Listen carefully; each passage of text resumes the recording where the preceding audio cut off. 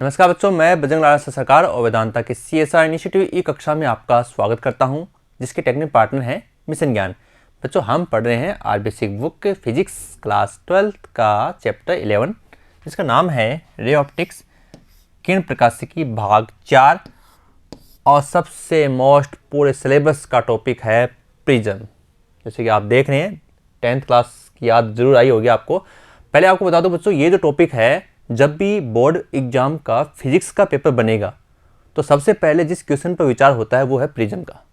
तो इसलिए आप इसको तो हमेशा दिमाग में ही डाल कर रखना। परीक्षा की दृष्टि से तो ये 101% श्योर है कि एग्जाम में आने वाला है और बिल्कुल ही आसान सा है। और साथ में हम ये पढ़ेंगे कि प्रिज्म है वो 7 रंगों में विभक्त होता है, उसके स्पेक्ट्रम की व्याख्या करेंगे। लेकिन बच्चों, इससे पहले अगर आपने पहले वाले वीडियो नहीं देखे तो आप उन्हें जरूर देखें, क्योंकि उनसे जो फॉर्मूले प्राप्त होते हैं उनकी वैल्यू लगातार आगे की ओर एंटर होती रहती है, जिससे हमारे टॉपिक क्या होते हैं, आसान हो जाते हैं और हमें वीडियो आसानी से समझ में आ जाते हैं। तो बच्चों, कॉपी पेन के साथ तैयार हो जाइए, क्योंकि आज हम सबसे ज़्यादा वेरी मोस्ट टॉपिक हम पढ़ रहे हैं और इसको आपको बहुत ही शानदार तरीके से लर्न करना है। और परीक्षा की दृष्टि से तो आप इसको श्योर मान कर चलिए। ओके, बात करते हैं पहले प्रिज्म की, कि प्रिज्म होता क्या है, किसे कहते हैं प्रिज्म।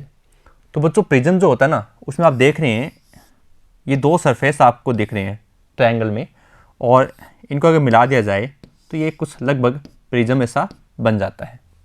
यानी आप कहेंगे कि किसी 2 एंगल पर झुके हुए, ये कि 2 कोणों पर क्या है, झुका हुआ है, 2 अपवर्तक सतह, ये अपवर्तक सतह हो गई, से घिरा हुआ पारदर्शी माध्यम जिसके आर पार देखा जा सके, उसे हम क्या कहते हैं, उसे हम प्रिज्म कहते हैं। 2 अपवर्तक पृष्ठों के मध्य जो बना कोण है, ये वाला, एक अपवर्तक ये हो गया, एक अपवर्तक ये हो गया, ये मान लीजिए, ये मान लो, ये मान लो, ठीक है।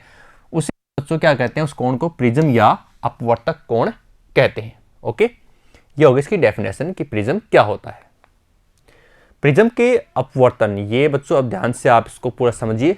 कहीं भी अगर समस्या आए वीडियो को पॉज कीजिए और दोबारा देखिए इसको।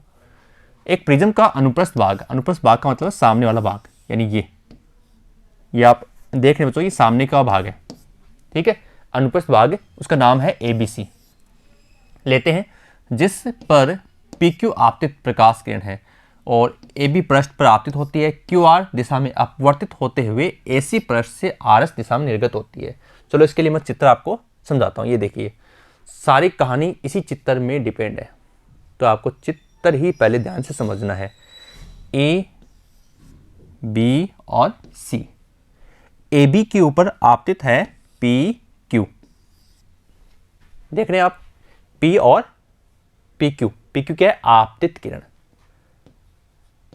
ठीक है बच्चों, ये क्या है, आपतित किरण है। फिर Q से R, ये देखिए R, ये क्या है, ये अपवर्तित है। कौन सी किरण है, अपवर्तित, ठीक है। और लास्ट ये चली गई R से S, इसे हम कहते हैं निर्गत किरण। ओके, अब बच्चों आपको पता है आपतित किरण जो अभिलंब से कोण बनाती है वो होता है आपतन कोण, उसको हम लिखते हैं I से। और ये अंदर क्यों आप देख रहे हो R1 R2, ये अभिलंब है, इस अभिलंब से बनाए हुए कोण है R1 और R2। ये क्या है, ये अपवर्तन कोण है, अपवर्तक कोण कह सकते हैं। और ये अंतिम बाहर की ओर निकल रहा है, इसको हमने स्मॉल e से लिखा है, ये क्या है, ये निर्गत कोण है, ठीक है। फिर चलो, अब जैसे हमें आवश्यकता पड़ेगी वैसे से आपको बताएंगे। अब हम यहाँ से इसका डेरिवेशन सोल्व करेंगे, ठीक है। पहले अपने स्टेप देखते हैं, फिर वापस चित्र में आएंगे। AQMR एक चक्रीय चतुर्भुज है, AQMR, चलो देखते हैं। AQMR चक्रीय चतुर्भुज है। अब चक्रीय चतुर्भुज होता है जिसमें जो आमने सामने के कोण होते हैं ना, उनका योग 180 डिग्री होता है। जैसे A और ये आपका कोण, ये वाला QMR 180 डिग्री। चलो, अगर आपको इस कंसेप्ट को नहीं मानने तो आपको ये तो मानना होगा ना कि ये जो लाइन दिख रही है आपको, ये लाइन, ये पूरी क्या है, 90 डिग्री है, ये भी पूरी 90 डिग्री है। तो 90 कितने हो गए, 180। और चतुर्भुज के चारों कोणों योग कितना होता है, 360 डिग्री। तो 360 में से ये 180 निकाल दीजिए, तो इन दोनों का कितना बचेगा, 180 बचेगा। तो इसलिए हमने ये लाइन यहाँ पर लिख दी, कोण QMR प्लस कोण A बराबर 180 डिग्री, समीकरण नंबर 1। ओके, फिर त्रिभुज QMR में QMR में त्रिभुज दिख रहा है, एक कोण R1 है, एक R2 है और एक ये बीच में दिख रहा है आपको। त्रिभुज के तीनों कोण योग होता है 180 डिग्री। दो कोणों का मान है R1 और R2, तो ये तो जाएंगे R1 प्लस R2, तो तीसरा कितना होगा, तीसरा होगा 180 माइनस R1 प्लस R2। चलो सोल्व करते हैं। त्रिभुज QMR में त्रिभुज के तीनों कोणे वो कितना होता है, 180 डिग्री होता है। तो R1 प्लस R2 दो कोण है, तीसरा कोण है कोण QMR बराबर कितना हो गया, 180 डिग्री। समीकरण नंबर आ गया 2। अब समीकरण 1 और 2 की हमें करनी है बच्चों तुलना करते हैं। तो देखो QMR से QMR कट हो गया, 180 से 180 कट हो गया। अब तुलना करते हैं, इधर बच गया कोण A, इधर बच गया कोण R1 प्लस R2। तो आप कहेंगे R1 प्लस R2 बराबर A। इनके मान हमने रख दिए, R1 प्लस R2 बराबर A, समीकरण नंबर 3।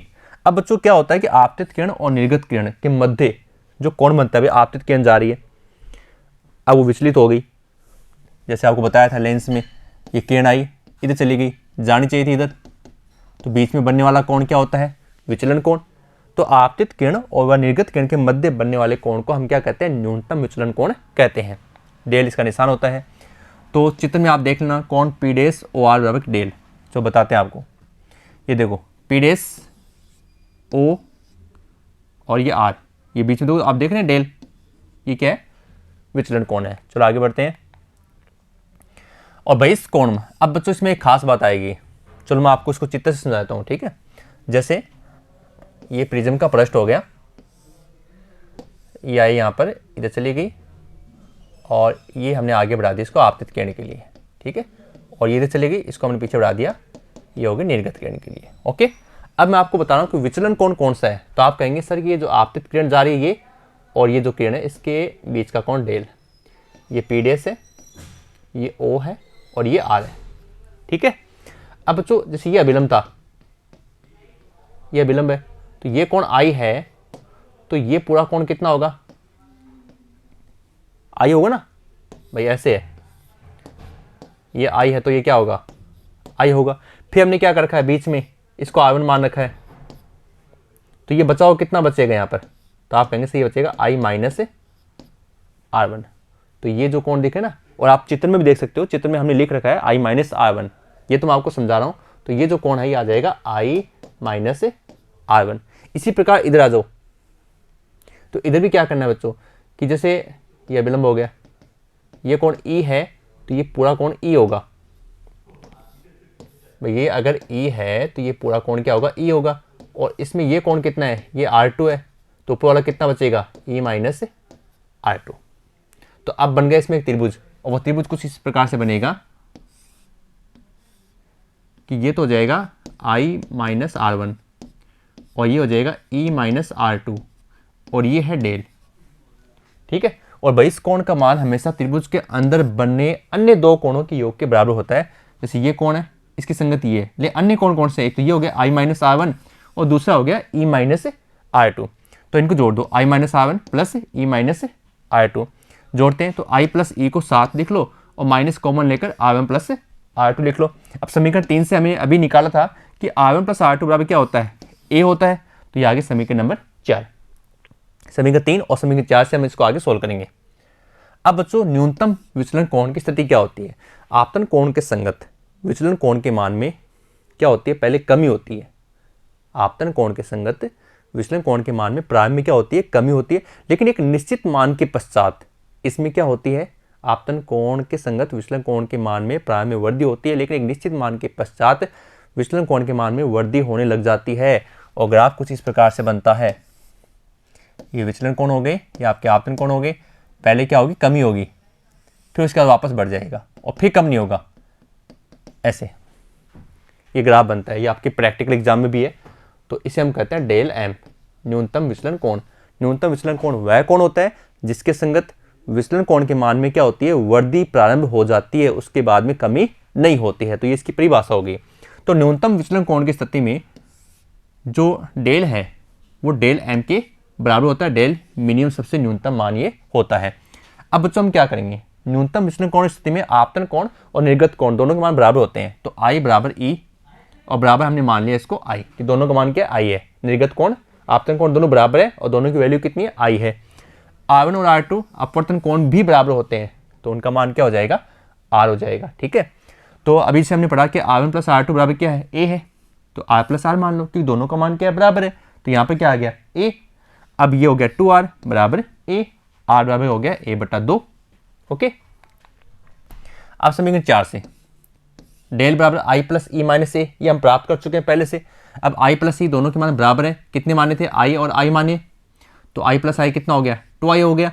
अब इसमें देखो इस ए को इधर ले आओ तो क्या हो जाएगा, डेल एम प्लस ए बराबर क्या बच गया, 2i। अब आई बराबर डेल एम प्लस ए बराबर ये आ गया आई का मान, ये हो गया समीकरण नंबर 6। तो पहले देखो ये आ गया आर का मान और ये आ गया आई का मान। अब स्नेल का नियम काम में लेंगे। स्नेल के नियम से n2 बराबर साइन आई बट्टा साइन आर कि आपतन कोण की ज्या और अपवर्तन कोण की ज्या दोनों का अनुपात एक नियतांक के बराबर होता है एक कोणीय प्रकाश के लिए। और इसको हम सोल्व करते हैं, आ गया n2/n1 साइन आई बट्टा साइन आर। अब आई और आर का मान इसमें रख दीजिए और ये आपके लिए प्रिज्म वाला डेरिवेशन का फॉर्मूला आ गया। और ये बड़े नंबर का क्वेश्चन आता है एग्जाम में, ध्यान रखना इस चीज़ का, और हमेशा ये लगभग श्योर है कि पेपर में आएगा ये। तो ये हो गया आपका सूत्र n2 बराबर साइन डेल एम प्लस ए बटा 2 बट्टा साइन ए बटा 2। ठीक है, लेकिन बच्चों कई बार ऐसा होता है कि परीक्षा में ये n2 नहीं लिखा होता है, केवल n लिखा होता है, तो इसका भी समाधान है। अगर n लिखा हुआ है, केवल n लिखा हुआ है, तो क्या करेंगे, हम मानेंगे वायु से कांच, और एक्चुअली वायु से कांच होती है क्योंकि जो प्रकाश की किरण आती है ये हवा हो गई यहाँ पर, और ये क्या हो गया, कांच हो गया। ठीक है, तो अपवर्तनांक n1 से n2, पहले n1 फिर n2, n1 हो गया 1, n2 हो गया n, 1.5 है लेकिन हम n मान लेते हैं, तो यहाँ हम कर देंगे n बटा 1 बराबर क्या आ जाएगा n, और आगे सूत्र सेम है, ये लीजिए। तो परीक्षा में इस प्रकार से आया हुआ है, तो एक स्टेप और बढ़ गई और कोई दिक्कत नहीं है इसमें। अगर बच्चों आई और आर के मान अल्प होते हैं, अब हम निकालेंगे पतले प्रिज्म का सूत्र क्या होता है, लगभग 10 डिग्री आप मानो पतला प्रिज्म, उसका विचलन का सूत्र क्या होगा। तो आई और आर का मान अल्प कर लो, तो अल्प करने मतलब होता है साइन सी थीटा लगभग थीटा। ठीक है, तो आई और आर ये साइन हट जाएंगे यहाँ से, ओनली ये बचेगा। अब इसको सोल्व कर लीजिए आप, तो डेल एम प्लस ए बटा ए, तो ए इसके नीचे भी है इसके नीचे भी है, तो डेल एम बटा ए प्लस ए बटा ए क्या हो गया, 1 हो गया, 1 को इधर भेज दो तो n-1 हो गया, 1 को ऊपर ले आओ तो डेल एम बराबर n-1 गुणा ए। यह पतले प्रिज्म से विचलन का सूत्र है। अगर और ज़्यादा बड़ा क्वेश्चन प्रिज्म का आता है तो ये भी उसके साथ जोड़ देंगे उस अपवर्तनांक वाले सूत्र के, कि प्रिज्म का अपवर्तनांक का सूत्र निकालिए और साथ में ये निकाल देंगे विचलन का सूत्र, तो और ज़्यादा बड़ा हो जाएगा प्रश्न। ठीक है, अब जो सूत्र हम लास्ट में बनाया पतले प्रिज्म वाले विचलन का, उसको हम आगे जाकर काम में लेंगे। अब बच्चों ये एक इंटरेस्टिंग बात है जो आप सबको याद आती है हमेशा, कि प्रिज्म पर जब भी श्वेत प्रकाश, सूर्य का प्रकाश आपतित कराया जाता है तो यह उसे 7 रंगों में विभाजित कर देता है। कौन कौन से होते हैं 7 रंग, उनकी बात करते हैं। तो बच्चों जब श्वेत प्रकाश किसे कहते हैं, सूर्य का प्रकाश प्रिज्म की सतह पर आपतित होता है तो यह अपवर्तन के पश्चात 7 मुख्य रंगों में विभाजित हो जाती है। श्वेत प्रकाश की किरण का 7 रंगों में विभाजन की घटना को प्रकाश का विक्षेपण कहते हैं।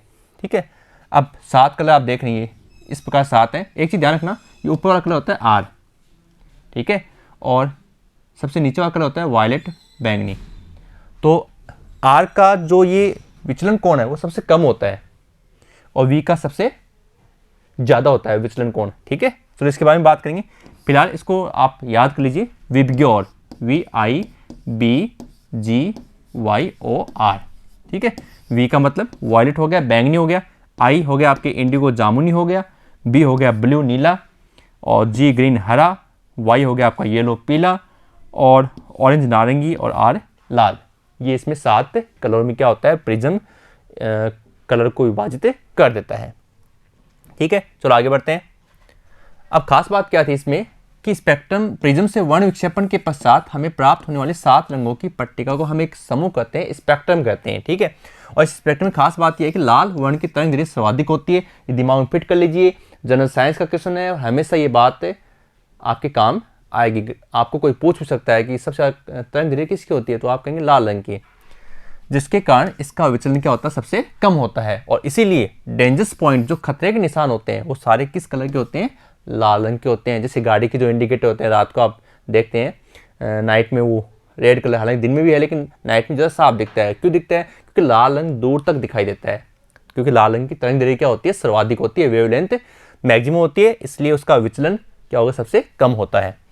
बैंगनी वर्ण की तरंग दैर्घ्य सबसे कम होती है, जिसके कारण इसका विचलन सर्वाधिक होता है, इसलिए इसका सबसे कम काम में लिया जाता है। अब जो टॉपिक है कोणीय विक्षेपण का। कोणीय विक्षेपण क्या होता है, बैंगनी कलर और लाल कलर। जैसे मैंने बताया कि प्रिज्म में से सबसे ऊपर वाली लाइन वो आर की है और सबसे नीचे वाली लाइन किसकी, आर का मतलब लाल कलर की, और सबसे नीचे वाली लाइन है वो बैंगनी कलर की। तो उन दोनों के विचलन में क्या अंतर होता है, उसे हम कहते हैं कोणीय विक्षेपण।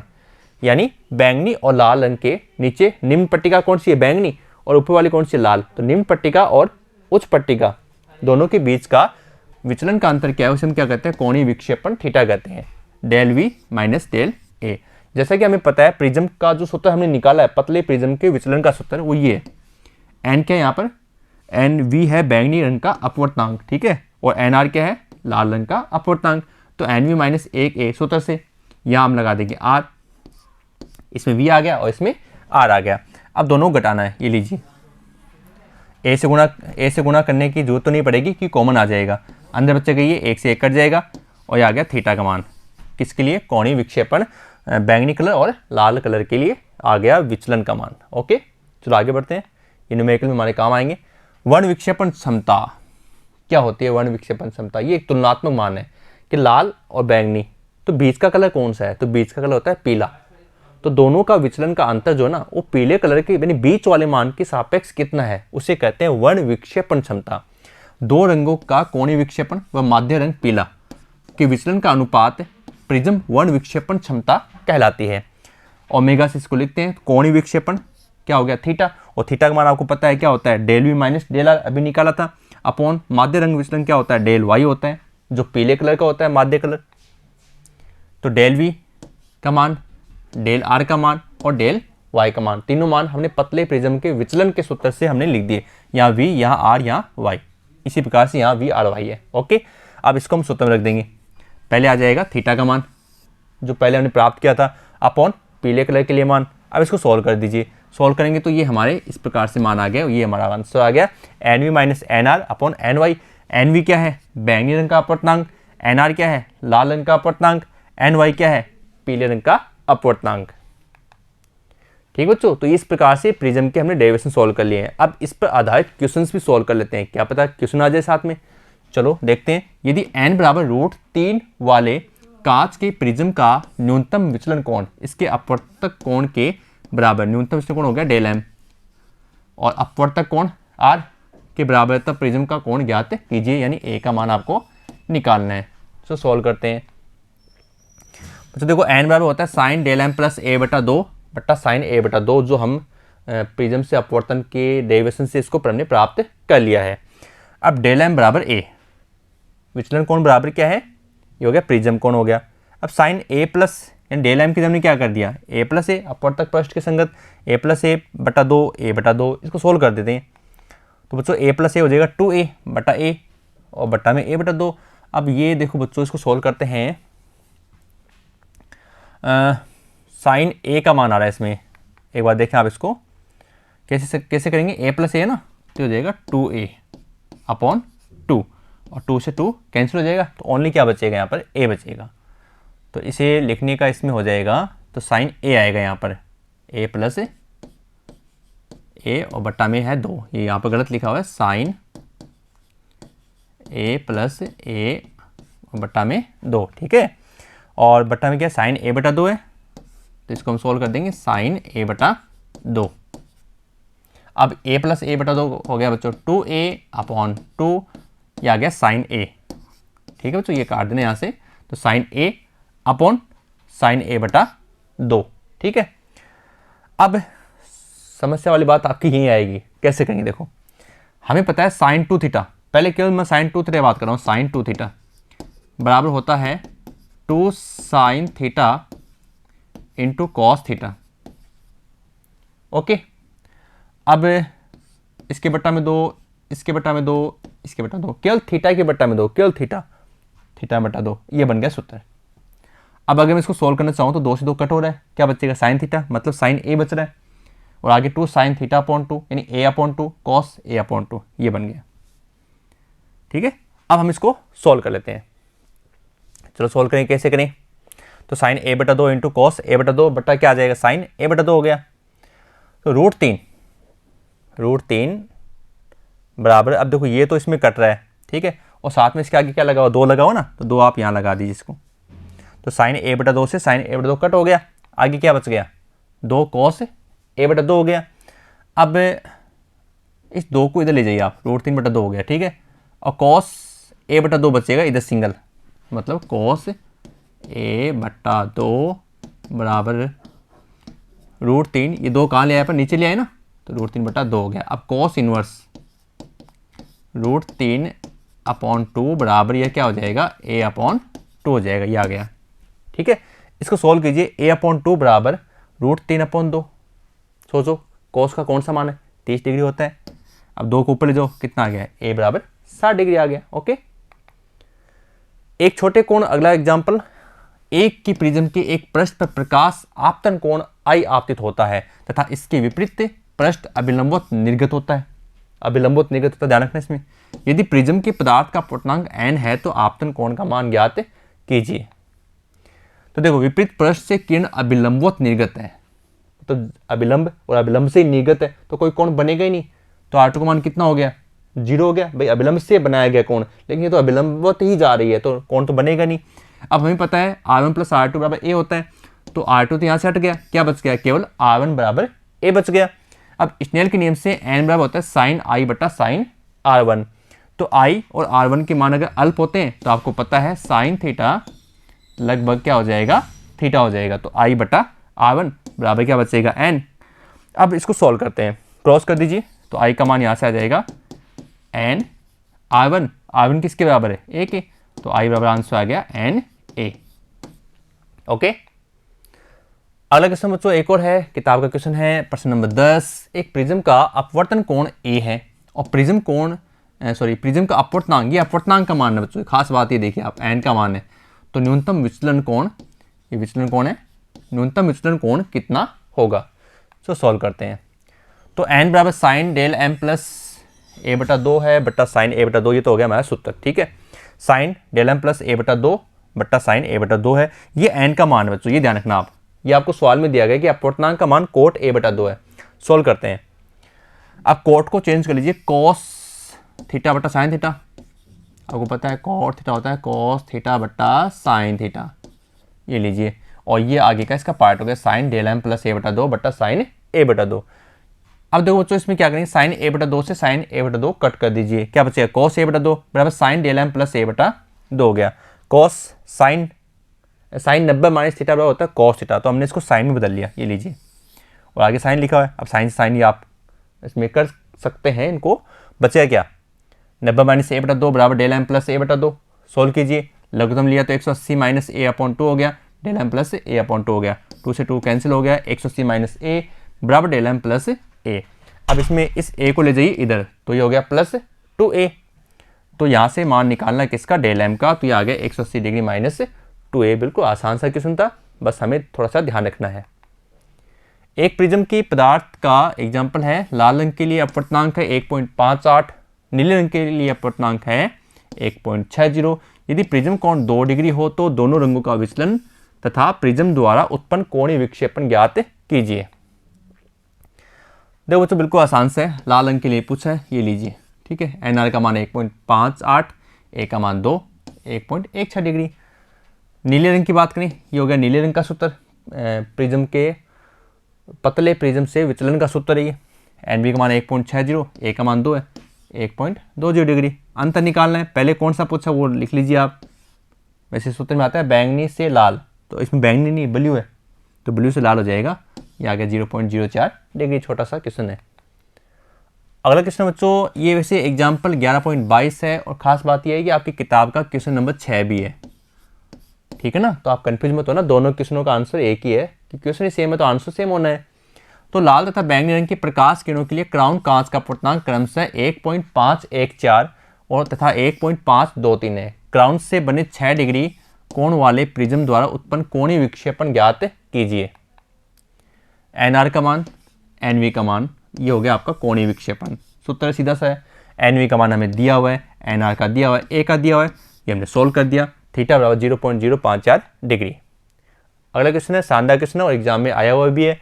एक संभव प्रिज्म है, कांच का है, में से एक प्रकाश किरण इस प्रकार से गुजरती है कि उसका आपतन कोण और निर्गत कोण क्या है, बराबर। ये ध्यान रखना आप, आपतन कोण और निर्गत कोण दोनों क्या बराबर हैं, तथा यह प्रत्येक कोण प्रिज्म कोण का 3/4 है। प्रिज्म कोण का 3/4 है, तो विचलन कोण कितना होगा। चलो बात करते हैं। ये कह रहा है कि आपतन कोण और निर्गत कोण बराबर है और प्रिज्म कोण का 3/4 है। ये लीजिए, समझ गए। विचलन कोण का सूत्र होता है डेल बराबर आई प्लस ई माइनस ए। तो डेल बराबर 3/4 ए, आई का मान, ई का मान 3/4 ए और माइनस ए कॉमन ले लिया तो क्या बचेगा 3/4 प्लस 3/4 माइनस 1 गुणा ए हो जाएगा। अब इसका हम सोल्व करते हैं, लघुत्तम लेकर सोल्व करेंगे तो ये आ गया 3 3 6 माइनस 4 बच गया 2 बट्टा में 4 गुणा में ए। तो डेल का मान कितना आ गया बच्चों, a/2 आ गया। ठीक है, अब ए का मान कहाँ से लाए, लेकिन हमें सवाल में दिया गया कि समबाहु त्रिभुज है, तो समबाहु त्रिभुज में प्रत्येक कोण कितने का होता है 60 डिग्री का होता है। तो ए बराबर 60 डिग्री, तो डेल का मान हो जाएगा 60/2 और डेल का मान आ जाएगा इसमें 30 डिग्री। तो बच्चों ये हो गया इसमें प्रिज्म पर आधारित क्वेश्चन। तो बच्चों ये शानदार टॉपिक था और उम्मीद करते हैं कि आपके समझ में आया होगा, लेकिन फिर भी अगर कहीं समस्या आ रही है तो आप इस वीडियो को पॉज कीजिए और वहाँ से इसको दोबारा देखिए। और बच्चों अब प्रिज्म के बाद हम चलेंगे प्रकाशिक यंत्रों में, जहाँ हम जानेंगे सूक्ष्मदर्शी और दूरदर्शी के बारे में। तो बच्चों मिलते हैं नेक्स्ट वीडियो में, धन्यवाद।